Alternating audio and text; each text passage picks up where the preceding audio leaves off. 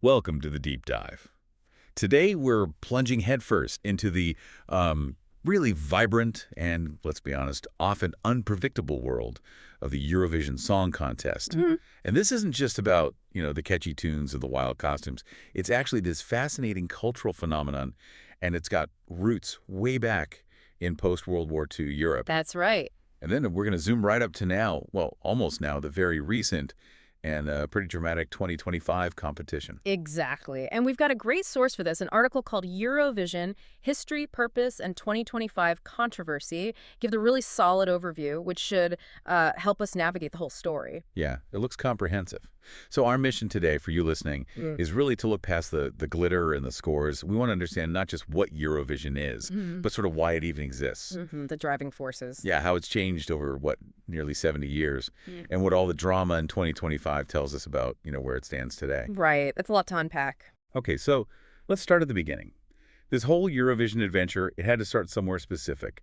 Where did the idea actually come from? Well, it all kicked off in 1956. It was the brainchild of the European Broadcasting Union, the EBU. Right, the EBU. And the thinking behind it initially was actually quite profound. It was about fostering unity between European nations, using music as the common ground. Which makes sense. I mean, this was just over a decade after World War II ended. Exactly. So that desire for connection, for peace, it was really, really strong, a very pressing need at the time. A powerful idea, literally trying to sing Europe back together. But was it purely idealistic, or was there a more practical angle, too? Oh, definitely. It was also dreamed up as a way to, showcase and promote the television industry, which was pretty new across Europe back then. Oh, okay. Think about it, a live TV show broadcast across borders, that was a massive technical challenge and a big opportunity. Right. A tech showcase as well as a song contest. Did they borrow the idea from anywhere? They did, yeah. The inspiration actually came from Italy's San Remo Music Festival. That started a few years earlier, in 1951, and was already pretty successful. San Remo. Okay, that figures. Italy and music festivals, it just fits. So take us back to that very first one, 1956, Lugano, Switzerland. What was it like? Well, compared to today, it was quite small, quite intimate. Only 7 countries took part. Just 7. Wow. And interestingly, each country didn't send one song, they sent 2. 2 songs each? That's different? Double the chance or double the pressure, I guess? Yeah, maybe a bit of both. And who actually won that first contest? Who got the bragging rights? That honor went to Lizaja. She was representing the host nation, Switzerland. Ah, home win. Yep, right off the bat, her song was called Refrain. Okay, so from this seed of an idea, post-war unity, boosting TV Eurovision clearly grew into something enormous. What are the sort of core purposes that kept it going, kept it relevant all these decades? Well, beyond those initial goals, it pretty quickly cemented a few key roles. First, and maybe most importantly, it became this vital platform for cultural exchange. Right, using music. Exactly. Music as that universal language. It Yeah. gave different national cultures a space to, show off their unique styles. And it's not just everyone trying to sound the same, is it? There's usually a real mix. That's the idea, yeah. Celebrating diversity. Each country bringing its own musical flavor, its traditions, or its modern sounds. And also, don't forget, as one of the very first live cross-border TV shows, it was a huge symbol A symbol of. of European unity, of cooperation after the war. It really meant something back then. I can imagine. That must have felt quite significant. No doubt. And it also helped support public broadcasting, getting all those EBU members working together, pushing the technical boundaries. And then, of course, there's the star-making aspect. It became a huge launchpad for artists. Ah, yes, the famous ones. Think ABA. Think Celine Dion. They got their massive international break thanks to Eurovision. Incredible springboard. Now, it's officially meant to be just about the music, right? But has it always managed to stay completely separate from, politics? Well, the official line, the intention, has always been for it to be neutral, apolitical. No. But, the reality is complicated. Political undercurrents have definitely surfaced over the years, sometimes influencing voting, maybe, or just how certain songs are received. It's a tricky balance. I can imagine. Yeah. So from those quite modest beginnings in '56, how has the actual contest changed? It looks wildly different today. Oh, transformed dramatically. For starters, participation just exploded. From those first 7 countries, now it's regularly over 40, 40. including non-European ones like Australia, which really shows its global reach. Australia, yeah. Yeah. That still seems like the most unexpected guest at the party, doesn't it? It kind of does, but it shows how far its influence has spread. The language used in the songs has shifted massively, too. Oh, so. Well, originally, countries had to sing in their own national language. Oh, right. I vaguely remember that rule. But now, English is dominant. By far. The idea being, wider appeal, easier understanding across borders. Makes sense from a chart perspective, I suppose. And the music itself. Huge diversification. It started out with more like traditional ballads, chanson-style songs. Chanson, right, that French style. Very lyrical. Exactly, but now you get everything. Pop, rock, folk, electro, even rap. You name it, it's probably been on the Eurovision stage. And the show itself. The look and feel. Oh, it's gone from, a fairly simple TV broadcast to this enormous entertainment spectacle. The staging is often incredibly elaborate. Yeah, the pyrotechnics, the LED screen. Exactly. Cutting-edge effects, massive arenas, global live streams reaching hundreds of millions. It's a beast. So if you step back from the spectacle for a second, what's the deeper meaning? Why does Eurovision still grab so many people year after year? I think at its core, it still represents that idea of unity and diversity. It's still a symbol, maybe more fragile now, but still a symbol of peace, of cultural cooperation. It really highlights music's power to, bridge divides, even if only for a few hours. It's become this massive part of global pop culture. And yes, as we said, sometimes it can't help but reflect the political mood music, too. Yeah. Ultimately, I think it shows off both the differences between countries and that shared human thing, that desire to connect on one big stage. Well put. Okay, let's shift gears then, bring it right up to date. Yeah. Eurovision 2025, hosted in Basel, Switzerland.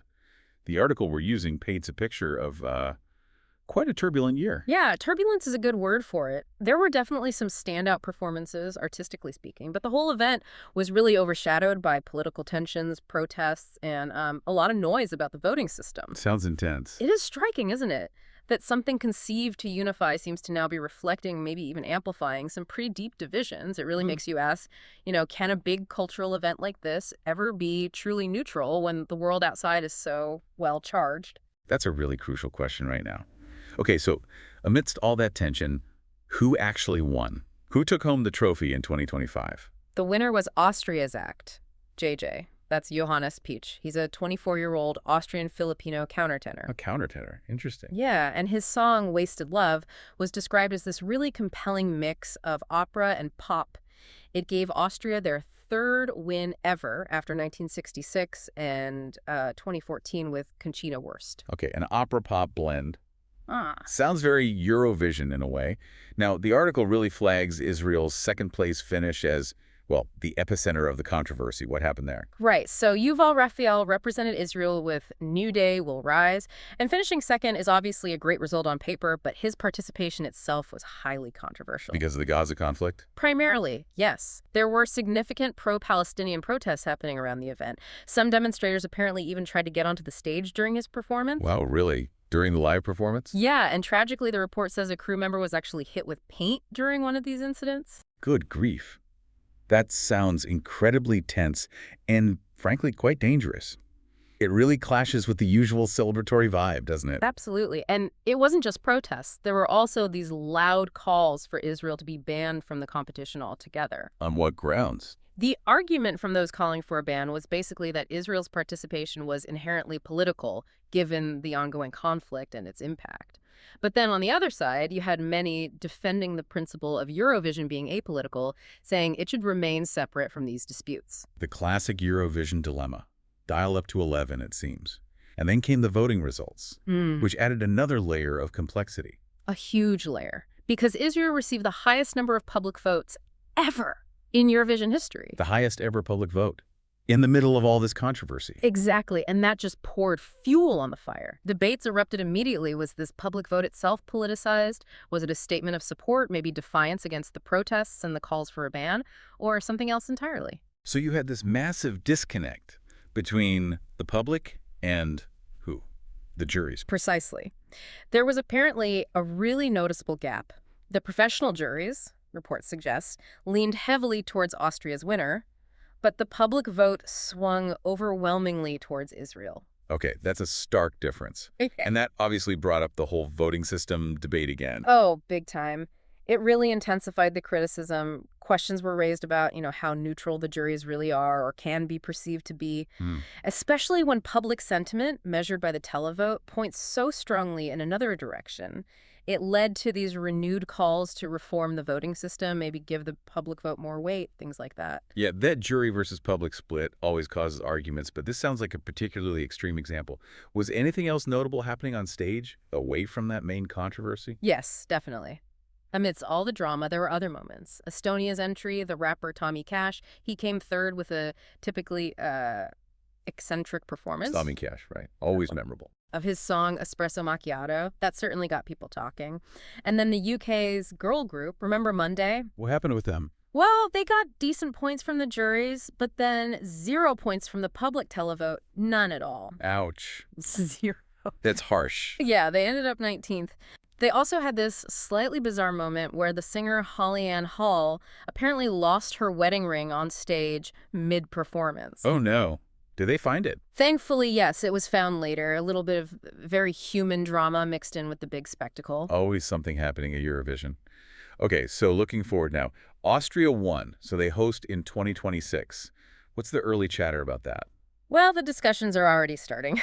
Which Austrian city will get to host? And crucially, the budget. Putting on this massive show is incredibly expensive. Especially now with economic pressures everywhere. Exactly. So budget concerns, especially in the current climate, are definitely going to be part of the planning conversation for 2026. It sounds like Austria has a big job on its hands, and maybe some lessons to absorb from the intensity of 2025. Mm-hmm. So as we wrap up this deep dive, what are the main takeaways from Eurovision 2025? What did it really tell us? I think 2025 really hammered home just how tangled up music, politics, and public feeling have become within Eurovision. You had the artistic side, yes, but the controversies, especially around Israel and that huge voting split, they raised some pretty fundamental questions Questions about the contest's future direction, really, and maybe even its integrity or how its integrity is perceived when these external pressures become so dominant. Absolutely. Feels like Eurovision, which started with this beautiful, optimistic idea of post-war unity. It's obviously this global spectacle now. But 2025 really highlighted that ongoing fight, that tension between its desire to be apolitical and the reality of the world seeping in. Mm-hmm. And that massive difference between the jury vote and the public vote seems particularly significant, like a real disconnect in how different groups see the event, maybe even its purpose. It certainly suggests that. And it leaves us, and you listening, with a really interesting thought, I think. Considering what happened at Eurovision 2025 and looking back at its history, is it actually possible anymore? Can a huge international cultural event bringing together so many nations, so many viewpoints, truly stay apolitical in our world today? A world that's so connected, but also often so polarized. Or are these tensions just inevitable, a reflection of where we are? Perhaps. And maybe drilling down a bit more, what does it tell us when the public vote swings so massively behind an entry that's right at the heart of a major political controversy? What does that say about how popular culture is used now, maybe to express public feeling or even to, push back against certain narratives? That's definitely something to mull over. A lot to think about coming out of Eurovision 2025.